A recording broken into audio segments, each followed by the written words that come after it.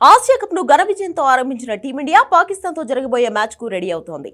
ఈ తరుణంలో భారత ఆల్రౌండర్ వాషింగ్టన్ సుందర్ తీసుకున్న ఓ నిర్ణయం అందరినీ ఆశ్చర్యపరిచింది.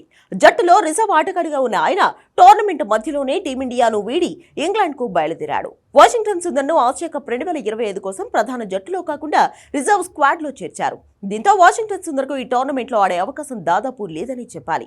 ఈ నేపథ్యంలో ఇంగ్లాండ్ లో జరుగుతున్న ప్రతిష్టాత్మక కౌంటీ ఛాంపియన్షిప్ లో ఆడేందుకు హ్యాంప్షైర్ క్రికెట్ క్లబ్ నుంచి కీలక ఆఫర్ వచ్చింది. తన ఆటను కొనసాగించాలనే ఉద్దేశంతో వాషింగ్టన్ సుందర్ ఈ ఆఫర్ ను అంగీకరించాడు. ఇప్పుడు వాషింగ్టన్ సుందర్ కౌంటీ ఛాంపియన్షిప్ లో హ్యాంప్షైర్ తరపున మిగిలిన 2 మ్యాచ్లలో బరిలోకి దిగనున్నాడు. వాషింగ్టన్ సుందర్ ను తమ జట్టులోకి స్వాగతిస్తూ హ్యాంప్షైర్ క్రికెట్ క్లబ్ తన సోషల్ మీడియా ప్లాట్ఫామ్ ఎక్స్ వేదికగా పోస్ట్ చేసింది. రానున్న 2 మ్యాచ్లలో తమ జట్టుకు అతను కీలకంగా మారతాడంటూ వ్యాఖ్యానించింది. వాషింగ్టన్ సుందర్ ఇటీవలి ఇంగ్లాండ్ పర్యటనలో బ్యాటింగ్, బౌలింగ్ రెండింటిలోనూ తన సత్తా చాటాడు.